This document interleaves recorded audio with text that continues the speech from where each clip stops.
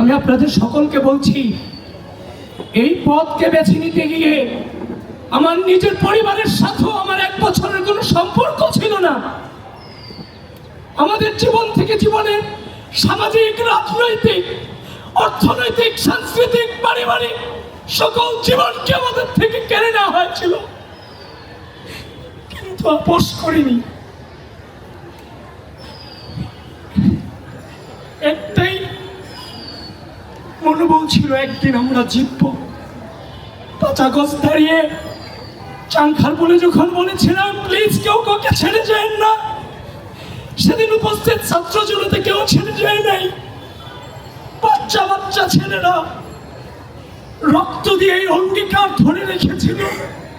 আজকে তাদের এই রক্তের বিনিময়ে অপরাজয় বাংলার পাদদেশে দাঁড়িয়ে একটি গণতান্ত্রিক বাংলাদেশ বিনির্মাণের সূচনা শুরু হয়েছে।